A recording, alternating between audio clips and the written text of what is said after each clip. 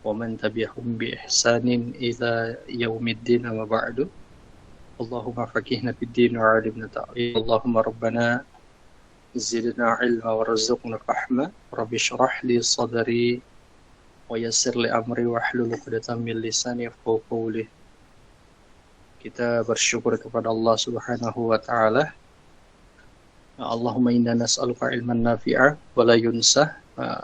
Pertama kita bersyukur kepada Allah Subhanahu wa taala karena hanya dengan izin dan kuasa-Nya lah alhamdulillah kita kembali bisa bertemu di pertemuan rutin ini, dan insyaallah kita akan mentadaburi surat Ali Imran di ayat yang ke-194 sampai nanti ayat yang ke-196. Kalaupun waktu cukup, kita akan lanjut sampai ayat yang ke-197. Karena di pekan depan itu, insya Allah itu sudah tadabbur terakhir untuk surat Ali Imran. Dan insya Allah kita akan masuk di surat yang baru, yaitu surat An-Nisa. Salat serta salam semoga senantiasa tercurah kepada Nabi kita Muhammad sallallahu alaihi wasallam. Beliau merupakan suri teladan yang terbaik bagi kita sekalian. Rasulullah menjadi teladan dalam hal akidah, dalam hal ibadah, dan dalam hal muamalah. Maka kita sebagai seorang muslim patut untuk mengikuti, atau harus bagi kita untuk mengikuti Nabi kita Muhammad sallallahu alaihi wasallam. Baik, silakan dibagikan tadabbur Quran, admin tadabbur ayat yang akan kita bahas pada kesempatan kali ini.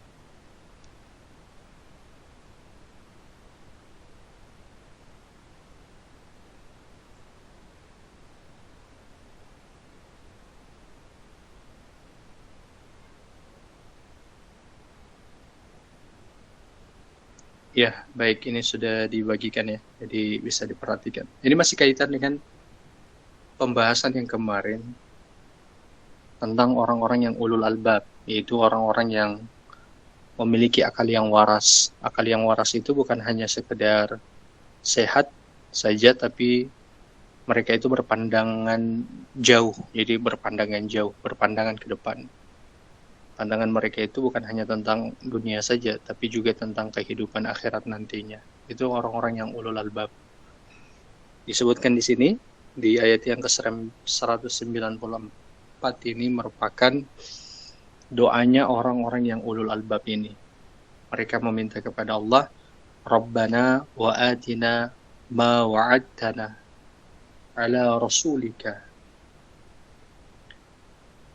Mereka meminta, wahai Tuhan kami, wa atina, berikanlah kepada kami, ma wa'adtana ala rasulika, pahala yang telah engkau janjikan kepada kami melalui rasul-rasulmu.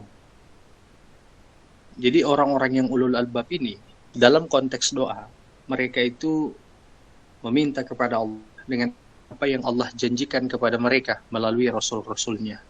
Apa yang Allah janjikan kepada mereka? Ya tentu yang Allah janjikan kepada mereka itu adalah surga.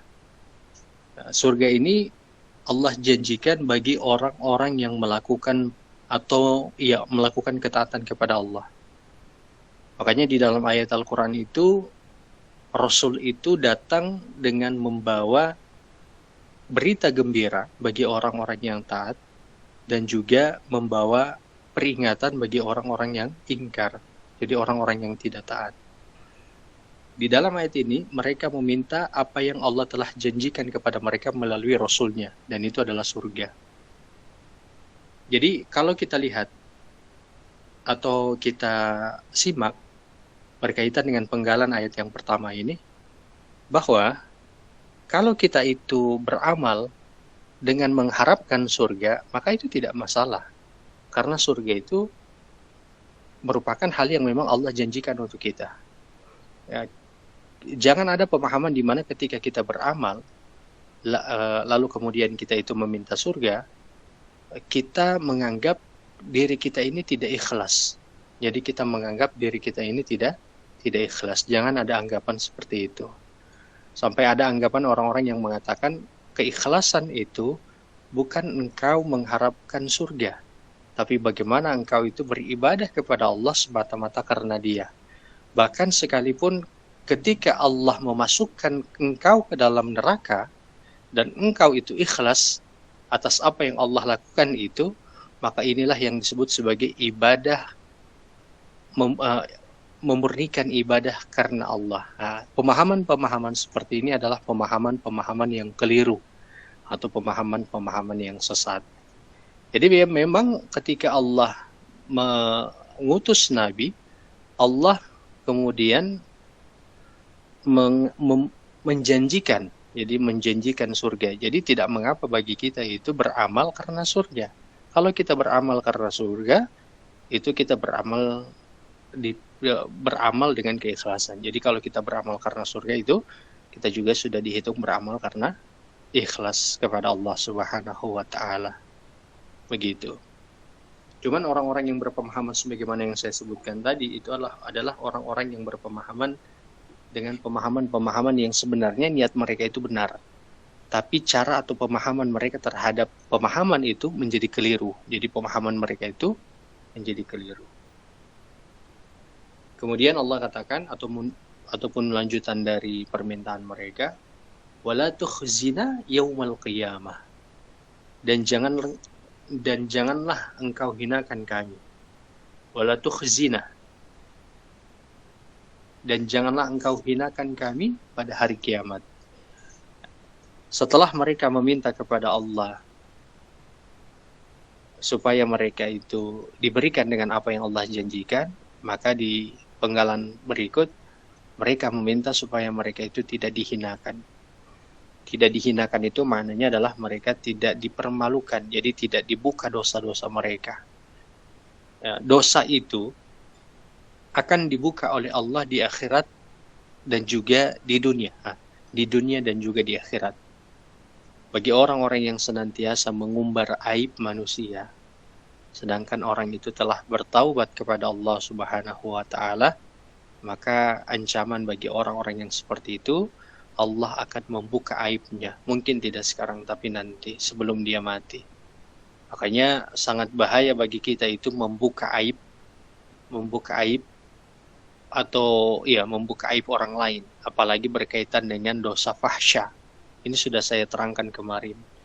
Jadi ada dua dosa yang Allah sering sebutkan di dalam ayat Al-Quran, mungkar dan fahsya. Kalau fahsya itu yang berkaitan dengan aib, permasalahan atau dosa zina atau dosa yang lain-lain. Kalaupun misalnya ada orang yang belum bertobat, jadi kalau misalnya ada orang yang belum bertobat, lantas dibuka aibnya agar orang-orang terhindar dari perbuatan kemaksiatannya, ini tidak masalah. Jadi kalau misalnya ada orang yang dia itu terkenal sebagai orang yang mempermainkan perempuan atau predator seksual, bahasanya kasarnya seperti itu ya, predator seksual, maka boleh kemudian aibnya dibuka agar supaya orang lain itu tidak atau terhindar dari perbuatan kejinya ini. Jadi perbuatan kejinya ini seperti itu. Tapi kalau dia sudah bertobat, maka tidak boleh bagi kita untuk membuka perbuatan dosanya, apalagi yang berkaitan dengan perbuatan dosa yang fahsya, perbuatan dosa yang keji. Itu kalau di dunia seperti itu. Kalau di akhirat, orang-orang yang melakukan perbuatan dosa ataupun kemaksiatan dan mereka tidak sempat bertobat, maka di akhirat nanti akan dibukakan semuanya. Jadi akan dibuka perbuatan dosa mereka. Dan perbuatan dosa ini bukan hanya berkaitan dengan apa yang mereka lakukan dengan tangan dan kaki mereka, sampai apa yang mereka sembunyikan selama ini. Jadi dari niat mereka, kemudian niat itu mereka memiliki tekad yang kuat dari niat tersebut untuk melakukan perbuatan dosa. Jadi semuanya akan Allah buka nantinya. Semuanya akan Allah buka nantinya di di akhirat. Dan tentu kalau misalnya itu dibuka di hadapan banyak orang, tentu kita akan merasa malu. Sebagaimana kalau misalnya di apel-apel begitu, ada satu orang yang dipanggil. Orang ini didapati oleh guru, satu orang guru, dia melakukan perbuatan yang fahsya, perbuatan yang sangat keji, perbuatan yang sangat buruk. Lalu kemudian dia dipanggil di depan, Ketika dia dipanggil di depan, maka disebutkan apa yang dilakukan oleh anak ini. Dari perbuatan-perbuatan yang keji itu. Ya, tentu di waktu itu dia akan sangat merasa malu karena banyak manusia atau banyak orang-orang atau teman-temannya yang ikut apel, biasanya ikut apel ataupun ikut upacara bersama dia. Maka gambarannya kurang lebih seperti itu. Tapi di akhirat nanti akan lebih malu karena nanti di sana lebih banyak lagi orang yang menyaksikannya.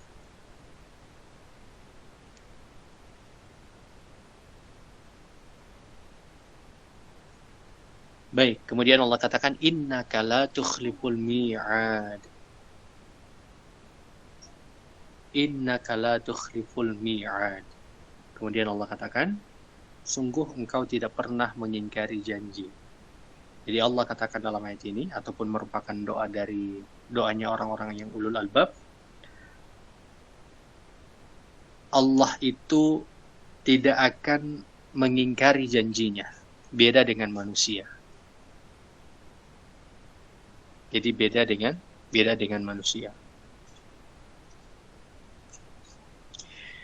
Kalau manusia, mereka berjanji, jadi kalau misalnya ada orang yang bekerja kepada orang lain, misalnya bawahan atau karyawan, kemudian setelah dia ada pembicaraan dengan pimpinannya, pimpinan itu menjanjikan reward bagi dia, bonus bagi dia. Kemudian setelah karyawan itu bekerja dengan semaksimal mungkin sesuai dengan SOP ataupun kontrak kerja yang dijanjikan, ternyata selesai dikerjakan, reward yang dijanjikan oleh pimpinan itu tidak diberikan. Oke, mungkin diberikan, tapi tidak sempurna. Artinya tidak sesuai dengan apa yang dijanjikan. Yang dijanjikan mungkin 10, ternyata yang diberikan hanya 5. Ini yang terjadi di dunia. Jadi ini yang terjadi di dunia. Tapi kalau di akhirat, tidak seperti itu. Allah itu bukan orang yang mengingkari janjinya, atau bukan orang yang, Allah itu bukan Tuhan yang mengingkari janjinya. Allah pasti akan memenuhi janjinya, lalu juga Allah akan menyempurnakan apa yang telah Allah janjikan. Ya, Allah akan menyempurnakan segala apa yang telah Allah janjikan melalui Rasul-Nya. Janji Allah ini pun, ini tidak sembarang kita dapatkan, atau informasinya bisa kita tahu. Jadi janji Allah itu bersesuaian dengan apa yang disampaikan oleh Rasul. Dari apa yang dibawa oleh Rasul, itu berupa wahyu, Al-Quran itu sendiri, ataupun hadis Nabi Sallallahu Alaihi Wasallam. Jadi seperti itu.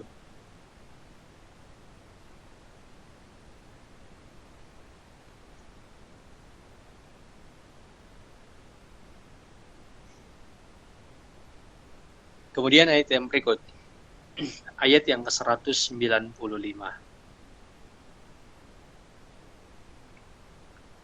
Allah sebutkan dalam ayat ini, fastajaba lahum rabbuhum. Orang-orang yang ulul albab,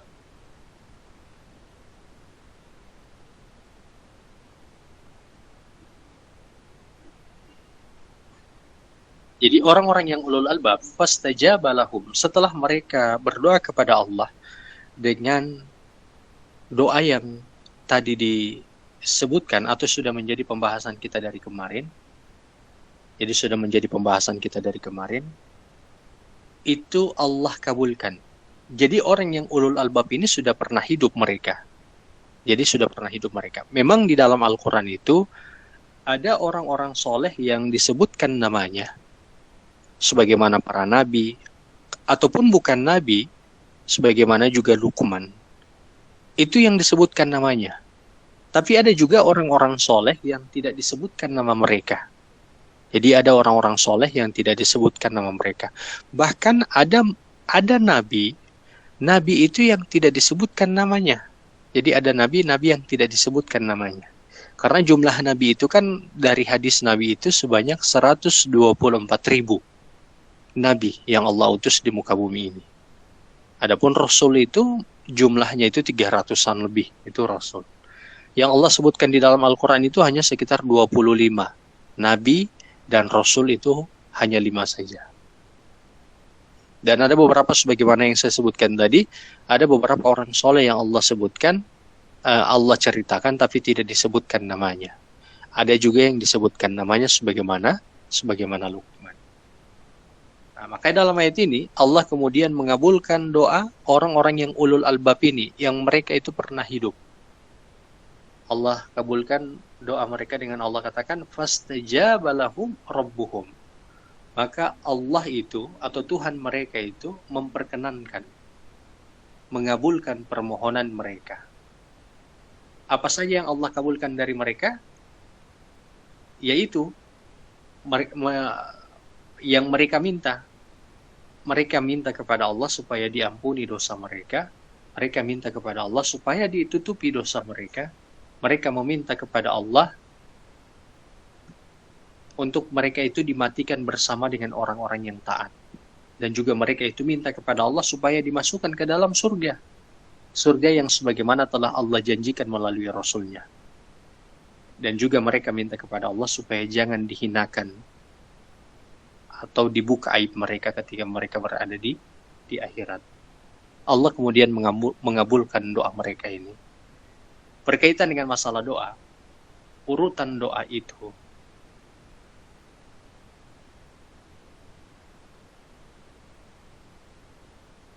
jadi urutan doa itu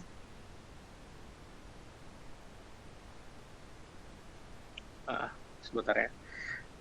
Ya, urutan berkaitan dengan masalah doa. Doa yang paling afdol itu adalah doa yang ada di dalam Al-Quran. Jadi doa yang paling afdol itu adalah doa yang ada di dalam Al-Quran. Kemudian setelah doa yang ada di dalam Al-Quran, doa yang berikut yang paling afdol adalah doa yang ada di dalam hadis Nabi SAW. Lalu setelah itu adalah doa dari orang-orang yang soleh, para ulama. Setelahnya kemudian doa dari apa yang kita minta. Jadi dari apa yang kita minta itu berkaitan dengan hal-hal yang baik. Kecuali doa orang-orang yang dizalimi. Itu urutan doa yang paling afdol. Maka kemudian Allah mengabulkan doa mereka dengan apa yang mereka minta pada ayat-ayat yang sebelumnya. Lalu kemudian Allah katakan, Anni la udhi'u amala amilin minkum min dzakarin aw untha. Allah kemudian mengatakan, sesungguhnya aku tidak akan menyia-nyiakan amalan orang yang beramal dari kalangan kalian. Entah itu laki-laki maupun perempuan. Jadi Allah sebutkan dalam ayat ini, Allah tidak akan menyia-nyiakan amalan. Artinya setiap amalan yang dilakukan oleh laki-laki maupun perempuan, besar ataupun kecil, di khalayak ramai ataupun tidak ada yang melihatnya, semua itu akan Allah beri balasan. Jadi semua itu akan Allah beri balasan. Lalu kemudian Allah katakan dalam ayat ini, Man dzakarin au unsa. Yang beramal itu laki-laki maupun perempuan, itu sama, akan diberikan balasan. Cuman memang pada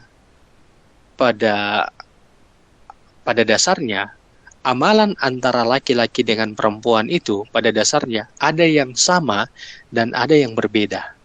Tapi perbedaan amalan ini tidak menjadikan satu dari golongan yang lain itu berbeda apa yang mereka bisa dapatkan. Jadi mungkin laki-laki mereka itu beramal dengan mendatangi masjid. Jadi kalau misalnya mereka sholat 5 waktu, mereka bisa datang ke masjid. Lalu kalau perempuan tidak mesti, atau baiknya mereka itu sholat di rumah. Jadi baiknya perempuan itu sholat di rumah. Posisi atau keadaan seperti ini ketika posisi perempuan itu sholat di rumah, lalu kemudian laki-laki itu sholat di masjid, itu bukan menunjukkan bahwa laki-laki itu lebih besar pahalanya dari perempuan, tidak. Jadi penilaian pahala bagi perempuan dan laki-laki itu ada penilaian secara khusus. Dan penilaian secara khusus ini, nilainya itu sama, walaupun cara menilainya itu berbeda. Kalau perempuan dilihat dari bagaimana dia di rumahnya, adapun laki-laki bagaimana dilihat dari masjid itu. Jadi kalau dia pergi untuk menunaikan sholat di masjid, insya Allah ini bisa dipahami.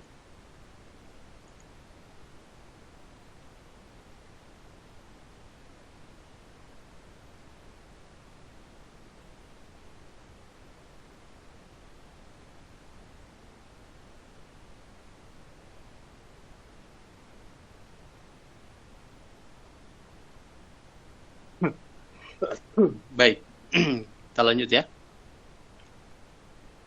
Kemudian Allah sebutkan tadi, anni la udhi'u amala 'amilin minkum man dzakari aw untha. Jadi Allah akan memberikan semua balasan dari setiap amalan yang kita lakukan. Kalau di dunia, kalau kita semasa hidup di dunia ini, ada orang-orang yang ketika dia melakukan amalan, dia melupakan amalan tersebut karena mungkin dia merasa amalan itu adalah amalan yang memang sudah biasa dia lakukan ataupun amalan yang kecil.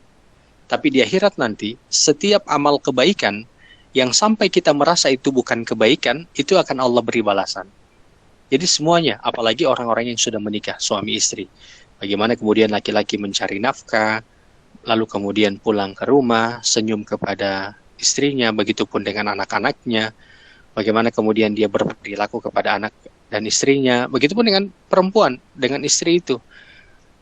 Ketika dia melayani suaminya, berbicara dengan suaminya, kemudian menghabiskan waktu bersama, itu kan kalau di pandangan kita, karena mungkin perbuatan itu adalah perbuatan yang sudah biasa kita lakukan, kita merasa itu bukan perbuatan baik lagi. Kita merasa itu itu merupakan rutinitas yang memang sudah biasa kita lakukan, sehingga kita merasa tidak perlu ada balasan pahala dari perbuatan tersebut. Tidak. Di akhirat nanti, segala bentuk kebaikan itu akan Allah beri balasan. Di pikiran kita, hari ini, balasan-balasan itu, ataupun pahala-pahala itu, hanya akan Allah beri dari amalan-amalan yang ibadah mahdhah saja. Mungkin hanya sebagaimana puasa, kalau kita kan sekarang menjalankan puasa Syawal, lalu kemudian hanya sebagaimana sholat, hanya sebagaimana baca Quran, kemudian menuntut ilmu sebagaimana yang kita lakukan sekarang. Mungkin hanya di pikiran kita itulah amalan-amalan yang akan diberikan pahala. Padahal bukan itu saja. Segalanya, kita masuk ke kamar mandi dengan kaki kiri, lalu kemudian kita membantu orang lain, kita makan pakai tangan kanan, apalagi kita membersihkan rumah. Kan membersihkan rumah itu hal yang memang sudah biasa kita lakukan. Kita membersihkan rumah. Tapi kalau kita membersihkan rumah itu, ketika kita membersihkan rumah itu, entah rumah yang kita tinggali bersama pasangan kita, ataupun kita tinggali bersama orang tua kita, ketika kita membersihkan rumah tersebut, maka akan Allah berikan balasan dari perbuatan tersebut. Jadi itu, kadang saya ulangi ya, kadang ada beberapa perbuatan kebaikan-kebaikan yang kita merasa itu sudah jadi rutinitas, sehingga kita menganggap bukanlah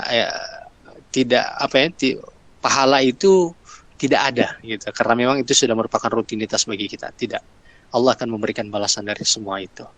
Dan juga berkaitan dengan masalah amalan ini, kalau kita di dunia, misalnya ada orang yang kerja nih, ada bos sama ada karyawannya. Ketika dia kerja, karyawannya ini kerja lepasan ya, jadi bukan kerja kantoran, kerja lepasan, kerja serabutan. Nah, setelah dia kerja serabutan, dia datang kepada bosnya. Nah, dia bilang, Pak, saya sudah mengerjakan pekerjaan saya. Nah, kemudian bosnya ini ataupun pimpinannya ini yang kerja serabutan ini ya, kayak basi begitu atau pekerjaan yang di luar, itu kan tanya, karena memang dia tidak tahu kan, dia tidak mengawasi selama dia bekerja. Adapun pengawasan mungkin tidak maksimal. Maka dia akan bertanya kepada karyawan itu atau kepada yang bekerja ini, bekerja serabutan. Apa saja yang kamu lakukan? Maka dia akan mengatakan 1, 2, 3, 4, 5 pekerjaan yang dia lakukan. Karena dari laporan atau penuturan dari pekerja ini, maka bos ini akan memberikan bayaran berdasarkan dengan apa yang dikerjakan. Setelah dia menerima uang dan dia pulang ke rumah, dia itu baru menyadari ternyata pekerjaan yang dia lakukan itu ternyata 6, bukan cuma 5, ternyata 6. Maka yang satu ini luput dari pembayaran si bos ini.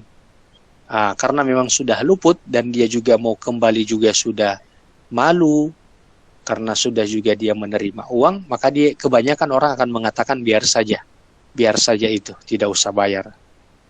Biasa kan seperti itu, biar saja itu tidak usah dibayar. Di akhirat tidak akan seperti itu. Jadi Allah katakan tidak ada amalan yang sia-sia, semuanya akan diberi balasan dengan sempurna. Tidak yang terluput, tidak ada yang terlupakan. Ya, seperti itu nanti di akhirat. Kemudian Allah katakan ba'dukum min ba'din.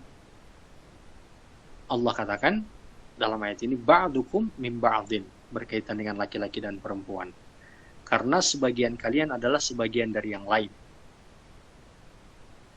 Jadi sebagian kalian adalah sebagian dari yang lain. Allah tidak membedakan. Allah menyebutkan laki-laki dan perempuan untuk apa? Untuk Allah katakan bahwa amalan yang akan didapatkan bagi laki-laki dan perempuan itu sama. Walaupun cara penilaian Allah terhadap laki-laki dan perempuan itu berbeda dari syariat yang Allah berlakukan kepada laki-laki dan perempuan ini. Sebagaimana yang saya sebutkan tadi. Jadi jangan beranggapan karena laki-laki itu dia lebih bebas ke masjid, lantas dia laki-laki memiliki pahala yang lebih besar daripada perempuan. Tidak seperti itu. Cara penilaian ibadah itu berbeda antara laki-laki dan perempuan, tapi pemberian pahalanya itu sama. Seperti itu. Kemudian Allah menyebutkan falladzina hajaru, maka orang-orang yang berhijrah. Di sini Allah katakan orang-orang yang berhijrah. Apa makna hijrah? Hijrah itu ada 2. Ada hijrah secara fisik dan ada hijrah secara maknawi. Kalau hijrah secara fisik itu perpindahan sebagaimana yang dilakukan oleh Nabi. Beliau berhijrah dari Mekah ke Madinah. Nah, ini hijrah secara fisik. Ada hijrah secara maknawi. Hijrah secara maknawi itu yang sebagaimana sekarang kita pakai kata ini, yaitu berhijrah dari kebiasaan-kebiasaan yang buruk itu berpindah kepada kebiasaan-kebiasaan yang baik. Nah, jadi berpindah dari perbuatan yang buruk kepada perbuatan yang baik. Ini hijrah, namanya hijrah secara maknawi. Secara batin juga. Secara perilaku juga. Itu juga yang disebut dengan hijrah yang tadi. Berpindah dari kebaikan kepada keburukan. Kemudian Allah katakan wa ukhriju min diyarihim, dan yang diusir keluar dari tempat tinggal mereka. Jadi kenapa sampai ada manusia yang berhijrah dan kenapa sampai ada manusia yang diusir dari tempat tinggal mereka? Itu karena mereka itu mempertahankan apa yang telah mereka dapatkan atau hidayah yang telah mereka dapatkan dari Allah Subhanahu wa taala. Nah, jadi seperti itu. Kenapa sampai kemudian Nabi itu Allah perintahkan untuk berhijrah dari Mekah ke Madinah? Karena di Mekah itu kondisinya sudah tidak baik bagi orang-orang yang beriman. Orang-orang beriman sudah banyak mengalami perbuatan-perbuatan yang buruk dari orang-orang kafir ataupun dari orang-orang musyrikin. Maka kemudian Allah memerintahkan kepada mereka untuk berhijrah. Tapi hijrahnya mereka ini bukan hijrah yang sampai meninggalkan Mekah itu selamanya. Ketika Nabi itu berpindah ke Madinah, lalu kemudian Nabi itu tinggal di Madinah selama 10 tahun, maka kemudian Nabi kembali ke Mekah untuk kembali merebut Mekah tersebut. Jadi seperti itu. Jadi bukan hijrah bukan hijrah selamanya. Jadi bukan meninggalkan Mekah itu selamanya. Wa ukhriju min diyarihim, dan yang diusir keluar dari tempat tinggalnya. Ini kebanyakan yang dirasakan oleh saudara-saudara kita yang mereka tinggal di tempat mayoritas orang-orang yang beragama non-muslim. Ya, beragama non-muslim atau beragama Kristen, Yahudi, Hindu, Buddha, dan lain-lain. Kebanyakan mereka itu diusir dari tempat tinggal tersebut. Bahkan ada yang diusir dari komunitas muslim itu sendiri. Apabila ketika ada satu muslim yang mereka itu sudah mengamalkan apa yang sesuai dengan Al-Quran dan hadis, lalu dia tinggal di komunitas muslim yang belum memiliki ilmu, artinya belum memahami Al-Quran dan hadis ini dengan benar, maka orang yang tadi yang sudah paham Al-Quran dan hadis ini biasanya akan diusir dari tempat tinggal mereka. Karena mereka merasa karena orang-orang yang mayoritas itu merasa yang sedikit ini merupakan ancaman dari Islam yang mereka pahami, yang sebenarnya itu adalah Islam yang keliru. Makna Islam keliru yang mereka pahami. Kemudian Allah katakan wa'udhu fi sabili, dan juga yang disakiti karena menjalankan agamaku. Dan ini fitrahnya apa? Fitrahnya seperti itu. Orang-orang yang mengamalkan agama Islam ini yang sesuai dengan Al-Quran dan hadis, pasti saja ada cobaan yang akan dihadapi. Apa saja itu, dari cemoohan, dari hinaan dan lain-lain. Bahkan parahnya itu sampai yang tadi, sampai mereka itu diusir, terjadi persekusi. Makanya ini memang fitrahnya seperti itu. Ketika kita mengamalkan apa yang sesuai dengan Al-Quran dan hadis, maka kebanyakan daripada muslim yang belum belajar menganggap kita ini orang-orang yang sesat, dan mereka itu akan menyakiti kita. Waliyadzubillah. Tapi semoga Allah Subhanahu wa ta'ala melindungi kita dimanapun kita berada. Kemudian waqatilu wa qutilu, dan yang berperang dan yang diperangi atau yang dibunuh.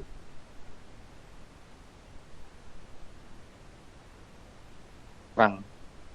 Kenapa sampai ada muslim yang berperang? Sebenarnya dari sejarah perangnya Nabi, dari perang Badar, perang Uhud, perang Khandaq, perang Hunain, dan masih banyak perang lagi yang dilakukan oleh Nabi. Perang yang dilakukan oleh Nabi itu adalah perang pertahanan.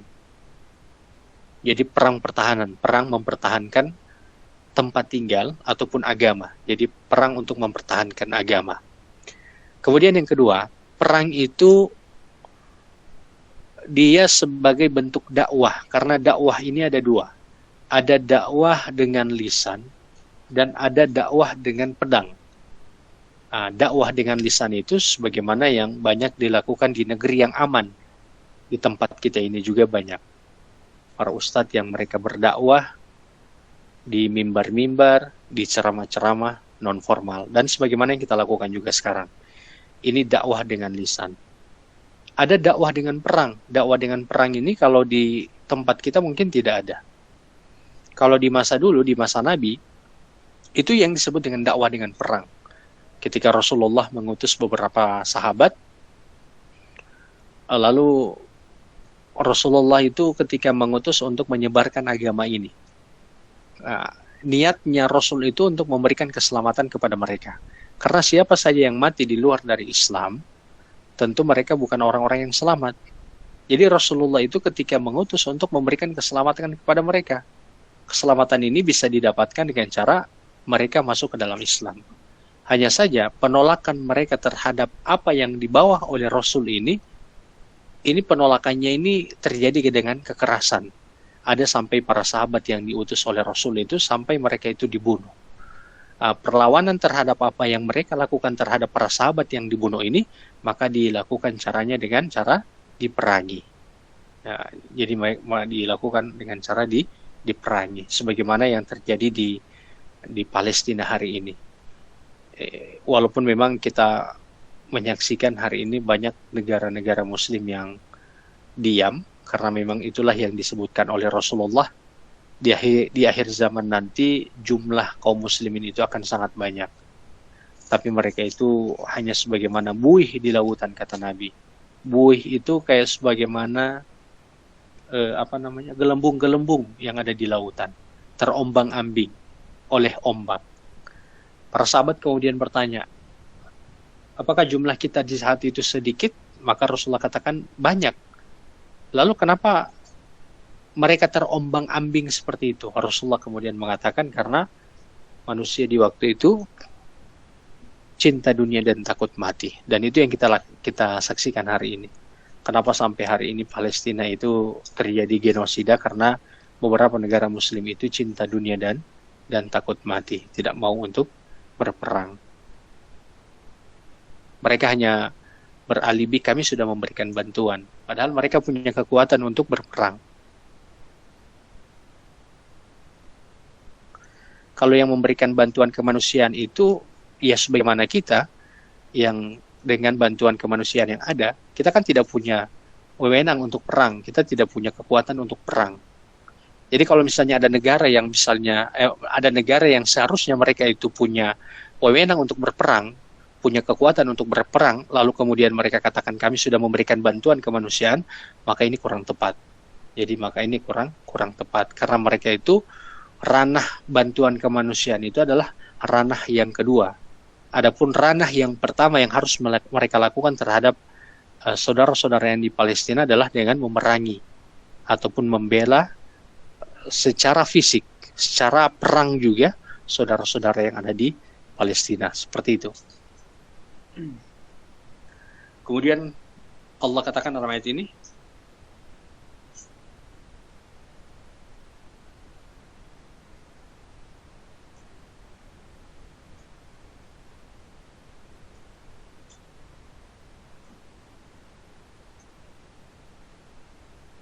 oke, lanjut. Saya lihat ininya, ayatnya. Mungkin jaringannya kurang bagus ya dari admin. Kemudian Allah katakan, la ukaffiranna anhum sayyi'atihim. Sesungguhnya aku akan menghapuskan kesalahan-kesalahan kalian. Atau ukaffiru anna itu, kafara itu maknanya adalah menutup. Jadi Allah katakan Allah akan menutup kesalahan-kesalahan mereka. Jadi janji Allah akan menutup kesalahan-kesalahan mereka. Kenapa Allah sampai mengatakan kafiru anhum? Kafiru anhum karena ketika kita bertobat atau ketika kita melakukan perbuatan dosa, lalu kemudian kita beristighfar kepada Allah, maka dosa kita itu bukan dihapus, bukan dihilangkan, tapi ditutup. Karena nanti segala amal yang kita lakukan, sekalipun kita sudah bertobat dari perbuatan itu, akan Allah buka di hadapan kita saja. Ketika Allah buka semua itu, maka kemudian Allah akan mengatakan, semua itu sudah Allah tutupi, atau semua itu sudah Allah ampuni, karena kita sempat bertobat kepada Allah Subhanahu wa Ta'ala. Jadi istighfarnya kita itu, ketika kita minta kepada Allah supaya diampuni dosa-dosa kita, bukan lantas kemudian terhapus dosa tersebut, tapi dia tertutupi. La ukaffiru anhum. Jadi kafir itu maknanya adalah ditutupi dosa-dosa kita. Kemudian wala udkhilannahum jannatin tajri min tahtihal anhar. Allah sebutkan dalam ayat ini, dan sesungguhnya kata Allah,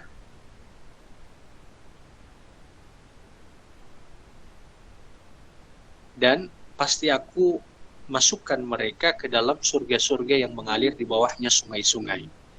Orang-orang yang ulul albab ini akan Allah masukkan ke dalam surga yang mengalir di bawahnya sungai-sungai. Seringkali, dan ini sudah seringkali juga saya jelaskan. Jadi seringkali Allah menyebut dengan tajri min tahtihal anhar. Surga itu mengalir di bawahnya sungai-sungai. Kalau kita tarik di situasinya orang-orang Arab, mereka itu kalau dengar air, atau bukan dengar ya, mereka itu kalau melihat air, ada aliran air, itu menurut mereka tanah yang sangat mahal nilainya. Kan di padang pasir nih, di padang gurun nih. Jadi sulit sekali mereka untuk mendapatkan air. Kalau mereka punya rumah, lalu rumah itu di sampingnya atau di pinggirannya itu ada mata airnya, itu merupakan rumah yang sangat mahal bagi mereka karena ada mata airnya di tengah padang pasir. Makanya sampai ada kisahnya Nabi Ismail itu kan, Ka'bah itu dulu kan memang sudah dibangun dari masa Nabi Adam. Itu Ka'bah ya, dalam riwayat seperti itu. Kemudian dia roboh ketika banjirnya Nabi Nuh. Lalu kemudian dibangun kembali oleh Nabi Ibrahim. Dibangun kembali oleh Nabi Ibrahim bukan dibangun dari awal, artinya dari penggalian pondasinya. Dalam riwayat sejarah disebutkan pembangunan Ka'bah oleh Nabi Ibrahim itu sudah ada pondasinya. Nabi Ibrahim tinggal melanjutkan pembangunannya. Jadi meninggikan saja bangunan Ka'bah tersebut. Nah, ketika Nabi Ismail itu, yang masih kecil itu, Allah perintahkan kepada Nabi Ibrahim untuk diletakkan di Mekah yang tidak ada makanannya di situ, bahkan tidak ada airnya. Jadi tempat itu tidak menjadi tempat persinggahan bagi orang-orang yang melakukan perjalanan. Jadi menjadi tempat persinggahan saja tidak, apalagi untuk menjadi tempat tinggal. Kenapa? Karena memang tidak punya makanan dan tidak punya tempat air. Oke lah, bukan bicara tentang makanan, air saja. Orang-orang yang bersafar dulu itu kalau mereka mendapati air, mereka singgah sebentar di situ. Lalu kemudian mereka akan berkemah sehari di tempat tersebut. Untuk kemudian mereka mengumpulkan tenaga lagi, karena memang ada aliran air di situ kan, mereka bisa memanfaatkan air itu untuk mereka ambil, untuk mereka mandi, beberes-beres dan seterusnya. Lalu kemudian keesokan harinya biasanya mereka akan melanjutkan perjalanan mereka itu. Begitu biasanya, polanya seperti itu. Mekah itu, jadi Mekah dulu itu karena tidak punya makanan, lalu kemudian yang kedua juga Mekah itu tidak punya sumber airnya, sumber air sebelum ada Zam-Zam itu, maka Mekah itu tidak menjadi tempat persinggahan bagi orang-orang yang safar. Oke, kapan dia menjadi tempat persinggahan? Ketika Mekah itu sudah ada air Zam-Zamnya. Kan yang tinggal pertama di situ kan Nabi Ismail dengan Siti Hajar. Dari peristiwa air Zam-Zam itu, mulailah dikenal Mekah itu menjadi kawasan kepemilikan oleh Nabi Ismail.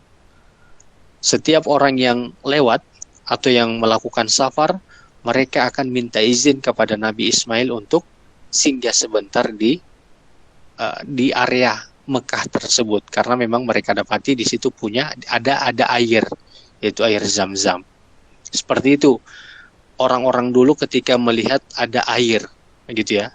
Makanya kemudian ketika Allah menyebutkan tajri min tahtihal anhar, setiap kawasan yang memiliki air itu bagi orang-orang Arab adalah kawasan yang tinggi nilainya, jadi mahal nilainya.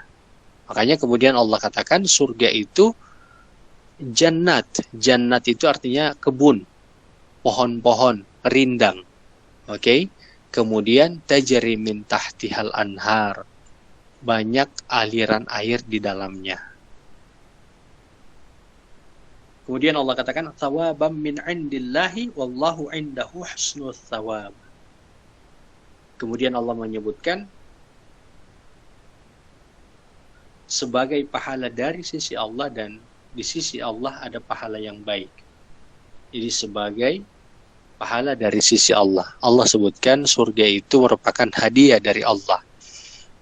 Misalnya begini, kita di rumah, tiba-tiba dari rumah itu ada orang yang memberikan hadiah ke kita. Dan hadiah itu kita tahu ternyata hadiah tersebut bukan hanya dari teman kita atau bukan hanya dari tetangga kita, tapi hadiah tersebut dari bupati misalnya. Misalnya kita dipanggil, Bapak Mujiono, Bapak dapat hadiah nih dari bupati. Itu kan langsung kita terkejut kan, ini berarti hadiah yang besar ini.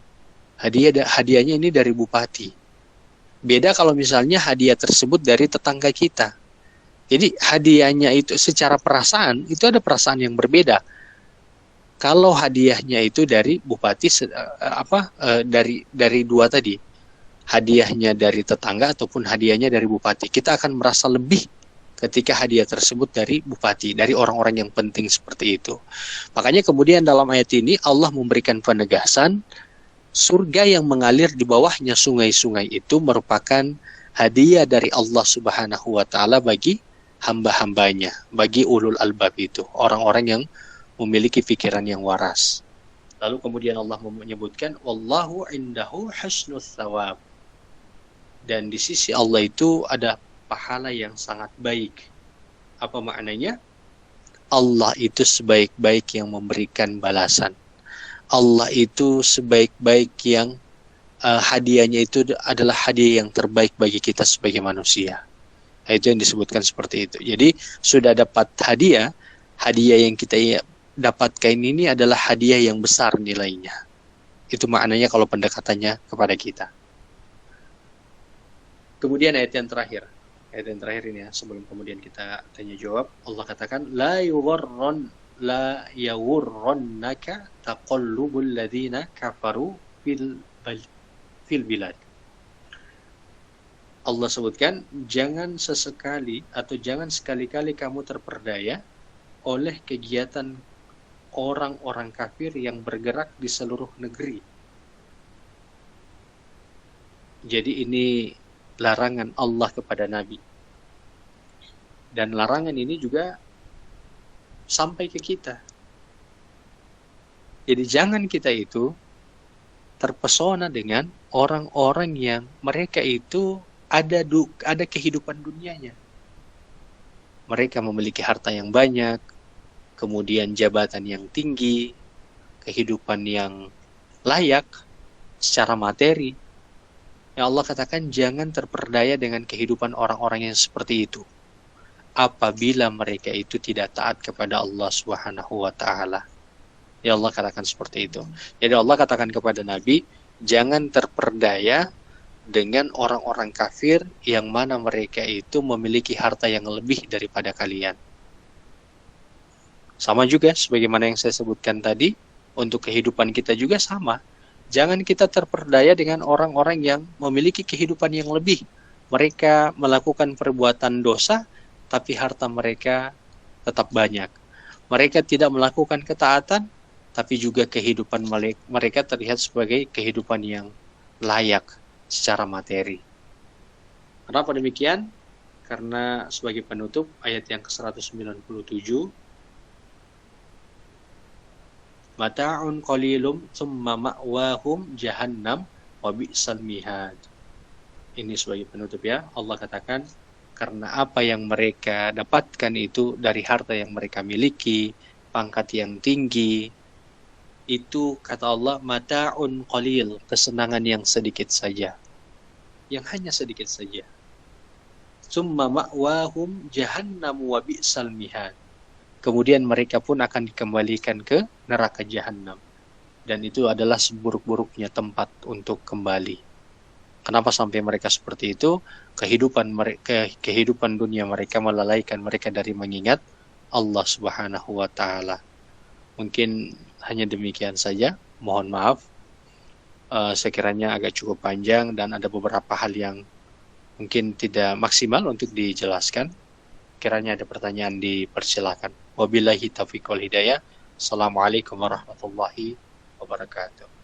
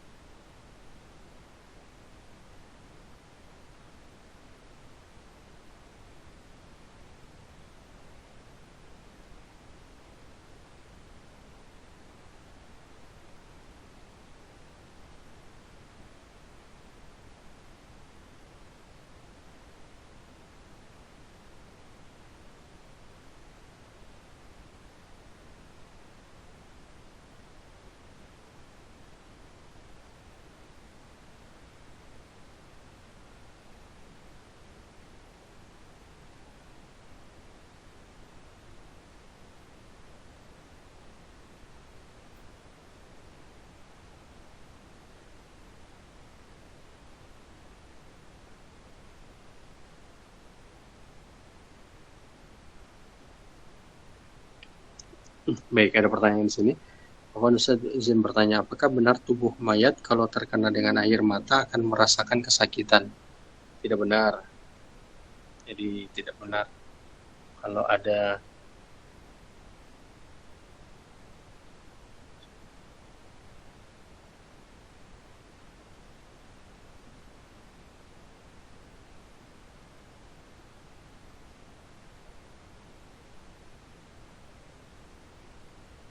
ya, apakah benar tubuh mayat kalau terkena dengan air mata akan merasakan kesakitan? Ini tidak benar.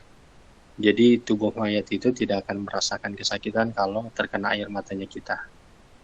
Cuman memang yang dilarang oleh Nabi itu meratapi. Kenapa meratapi itu dilarang? Karena dengan meratapi itu seakan-akan kita tidak beriman terhadap takdir.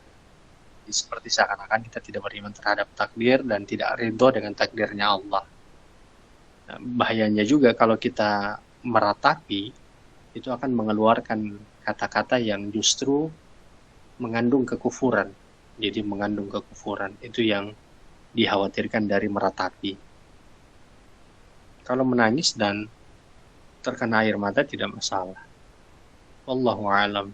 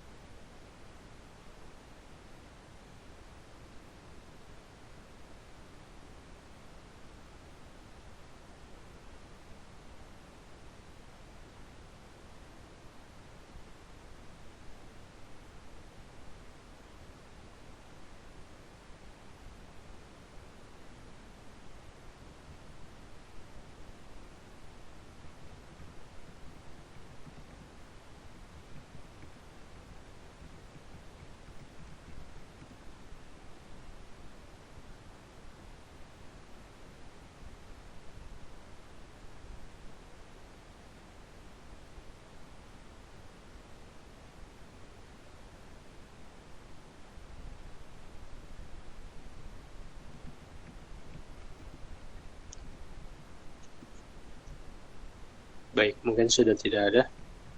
Kita cukupkan pertemuan malam hari ini, insyaallah, dengan doa kafaratul majelis. Subhanakallahumma bihamdika asyhadu an la ilaha illa anta astaghfiruka wa atubu ilaik. Assalamualaikum warahmatullahi wabarakatuh.